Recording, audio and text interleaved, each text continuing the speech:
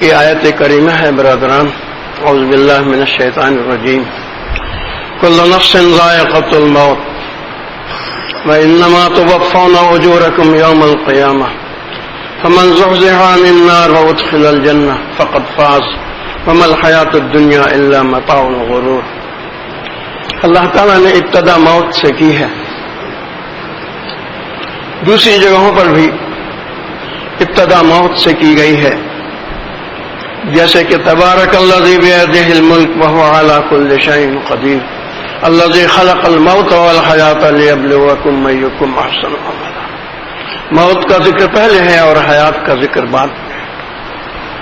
تو اللہ تعالیٰ نے آیت کریمہ میں فرمایا کہ ہر شخص کو ایک دن دنیا سے چلے جانا ہے، ایک بہت تھوڑی مدت کے لیے ہمیں آپ کو یہاں بھیجا گیا ہے۔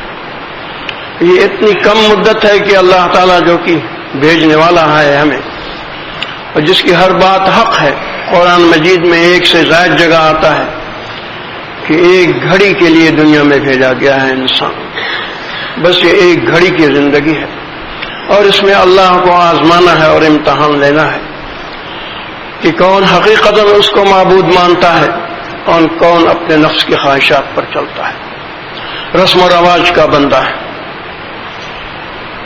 اس کے بعد اللہ تعالیٰ فرماتا ہے فمن زحزح عن النار، جو بچا دیا گیا آگ سے۔ جہنم کا پہلے ذکر ہے، بعد میں جنت کا۔ پس جو بچا دیا گیا جہنم سے، وادخل الجنہ، اور داخل کر دیا گیا جنت میں، فقد فاز، اس نے بہت بڑی کامیابی حاصل کر لی۔ وما الحیاۃ الدنیا الا متاع الغرور، اور دنیا کی زندگی کیا ہے سوائے اس کے کہ ایک دھوکے کی زندگی ہے اور کچھ نہیں۔ انسان یہاں غافل بہت رہتا ہے، آخرت کی طرف سے، قبر کی طرف سے، حساب کی طرف سے بہت زیادہ ہم لوگ غافل رہتے ہیں کہ یہ زبان کیا بول رہی ہے، یا اللہ کیا کر رہے ہیں۔ صبح سے شام تک جو سورج غروب ہوتا ہے وہ ہمیں ایک دن اور قریب کر دیتا ہے قبر کے۔ آج کا سورج جو غروب ہوگا وہ ہمیں قبر سے ایک دن اور قریب کر دے گا۔ ہر سورج جو غروب ہوتا ہے وہ انسانوں کو قبر سے اور زیادہ قریب لاتا جاتا ہے۔ لیکن غفلت ایک ایسی چیز ہے کہ اللہ تعالیٰ نے اس کے لیے فرمایا ہے لہم قلوب لا یفقہون بہا، ان کے قلب تو ہیں لیکن اس میں سمجھ نہیں ہے۔ تفقہ جو ہے وہ دین کی سمجھ کے لیے کہتے ہیں، آپ نے سنا ہوگا فقہا۔ وَلَهُمْ أَعْيُنٌ لَا يُبْصِرُونَ بِهَا، اور ان کی آنکھیں ہیں لیکن دیکھتے نہیں۔ وَلَهُمْ آذَانٌ لَا يَسْمَعُونَ بِهَا، اور ان کے کان ہیں لیکن سنتے نہیں۔ أُولَئِكَ كَالْأَنْعَامِ بَلْ هُمْ أَضَلُّ أُولَئِكَ هُمُ الْغَافِلُونَ، یہ لوگ جانوروں کے مانند ہیں بلکہ اس سے بھی بدتر ہیں۔ اور یہ کون لوگ ہیں؟ یہ وہ لوگ ہیں جو غافل ہیں، اس بات سے غافل ہیں کہ ایک دن آئے گا موت کا فرشتہ اور اس جسم سے جو روح کو نکال کے لے جائے گا۔ پھر قبر کا ایک گڈھا کھودا جائے گا، اس گڈھے کے اندر جو 6 فٹ گہرا ہوتا ہے اور بمشکل 2.5-3 فٹ چوڑا ہوتا ہے، اس میں مجھے اتار دیا جائے گا، لٹا دیا جائے گا۔ اور دنیا میں جیسا بھی فیشن لباس میں پہن لوں، جو بھی فیشن والا لباس میں پہن لوں، انسان جب اس دنیا میں آتا ہے تو 2 حال کے ساتھ آتا ہے۔ ایک تو بغیر لباس کے آتا ہے، ماں اس کو جانتی ہے کوئی لباس اس پر نہیں ہوتا۔ دوسرا بھوکا آتا ہے، فوراً اس کو ماں جو ہے وہ دودھ پلاتی ہے، رونا شروع کر دیتا ہے، ماں فوراً دودھ پلاتی ہے۔ یہی چیز موت کے وقت ہوتی ہے، تھوڑے سے فرق کے ساتھ کہ چاہے کیسا ہی فیشنیبل ماڈرن لباس پہن لو، آخری لباس جو پہننا ہے وہ کرتا ہوتا ہے، صرف یہ ہے کہ چاک ہوتا ہے، سیاہ ہوا نہیں ہوتا، اور اوپر سے تہبند ایک باندھ دیا جاتا ہے اور ایک اور رومال ڈال دیا جاتا ہے۔ یہ تو لباس ہوتا ہے۔ اور موت کے وقت جو صلح ہیں وہ بہت آرام اور راحت کے ساتھ جاتے ہیں. اور کہتے ہیں کہ جو لوگ گناہوں کی زندگی بسر کرتے ہیں موت کے وقت ایسی بھوک ان پر مسلط ہوتی ہے اور ایسی پیاس مسلط ہوتی ہے کہ سارے جہاں کا کھانا کھلا دیں لیکن پیٹ نہیں بھرے گا ان کا، پھٹ جائے گا لیکن بھرے گا نہیں. سمندر پلا دیں پیٹ پھٹ جائے گا لیکن پیاس نہیں جائے گا. دنیا سے انسان پھر اپنے اعمال کے مطابق پیٹ بھرا ہوا یا مطمئن یا بھوکا اور پیاسا اس طرح جاتا ہے. رسول صلی اللہ علیہ وسلم سے کسی نے پوچھا صحابہ میں سے، من کیس الناس واحزم الناس یا رسول اللہ، سب سے زیادہ محتاط اور دور اندیش کون سا شخص ہے؟ آپ نے فرمایا اکثرہم ذکرا للموت و اکثرہم استعدادا للموت، وہ لوگ جو کثرت سے موت کو یاد کرتے ہیں. آپ نے لفظ کثرت استعمال کیا ہے، یہ نہیں کہا ہے کہ دن میں 1-2 بار یاد کرتا، فرمایا ہے کثرت سے یاد کرتے. وَأَكْثَرُهُمْ اسْتِعْدَادًا لِلْمَوْتِ، اور وہ لوگ جو کثرت سے موت کے لیے تیاری کرتے ہیں، اس بات کا خیال رکھتے ہیں کہ ایک دن وہ گڈھا کھودا جائے گا، اس میں مجھے لٹائیں گے، اوپر سے تختے رکھیں گے اور مٹی ڈال دیں گے، اور اس کے بعد بمشکل کوئی ٹھہرے گا تھوڑی دیر وہاں. جو مسنون ہے کہ مردے کو قبر میں رکھنے کے بعد سرحان سورہ بقرہ کی ابتدائی آیات پڑھی جائیں اور اس کے پیر کی طرف سورہ بقرہ کی آخری آیات پڑھی جائیں.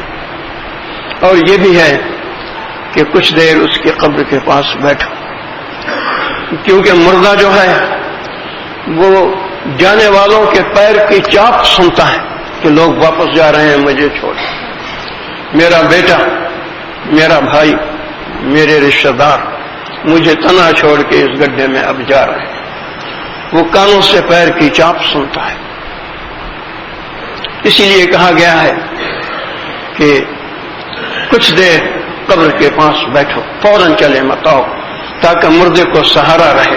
وہ جانتا ہے کہ لوگ بیٹھے ہوئے ہیں اوپر کچھ، اور کلمہ پڑھتے رہو، ایصال ثواب اس کو کرتے رہو.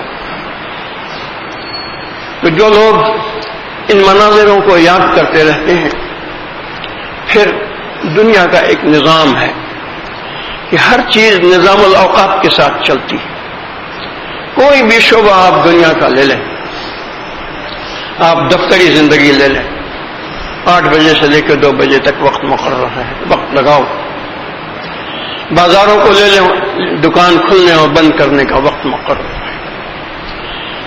صنعت و حرفت کو لے لیں، مشینوں کے چلنے کا اور بند ہونے کا وقت ہے، کھیتی میں آنے کا اور بند کرنے کا وقت ہے.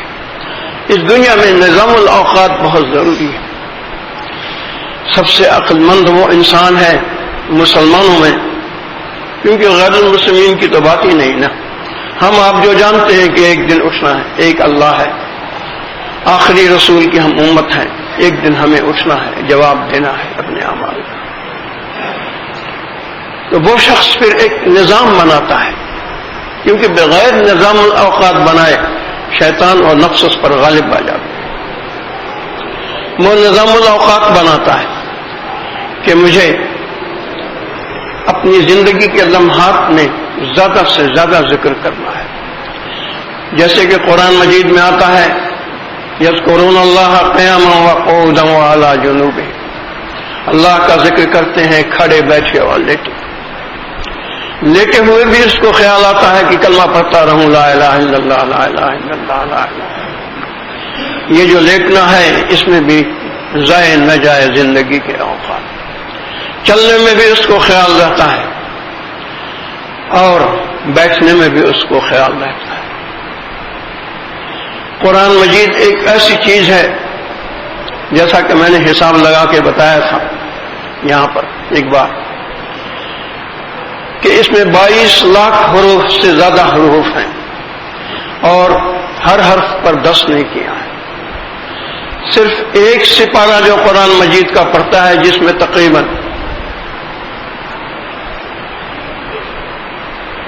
2 لاکھ حروف بنتے ہیں، اس کو 20 لاکھ نیکیاں ملتی ہیں.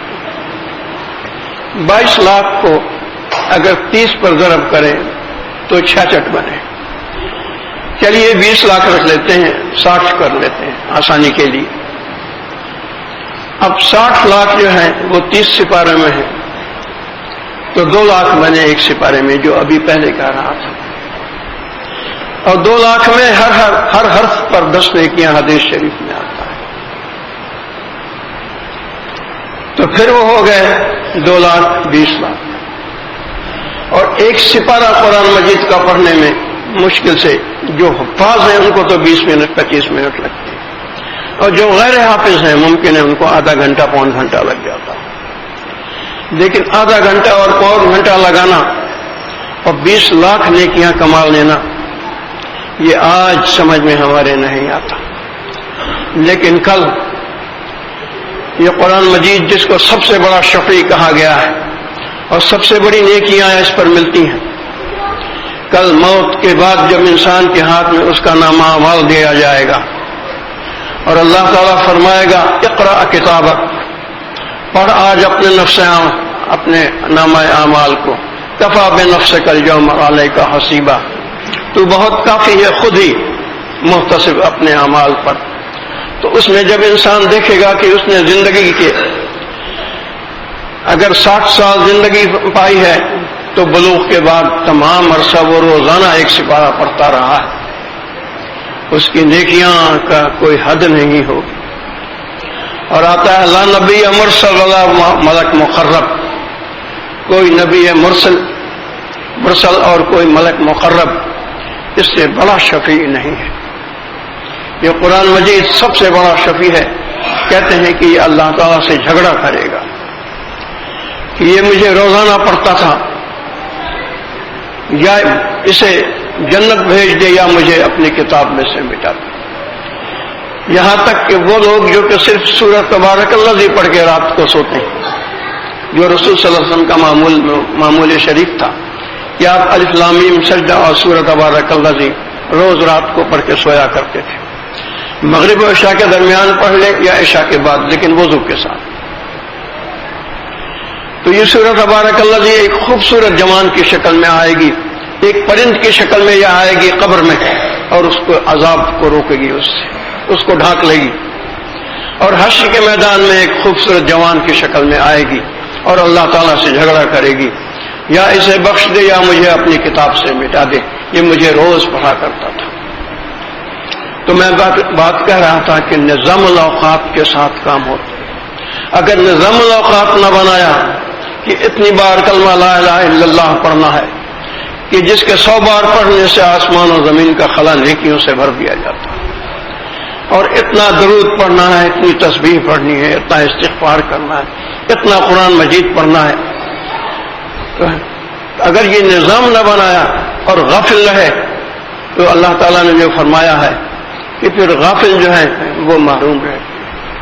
سبحان اللہ وبحمدہ, سبحانک اللہم وبحمدک, اشہد ان لا الہ الا انت استغفرک. اللہم صلی علی سیدنا محمد وعلی آل سیدنا محمد وبارک وسلم.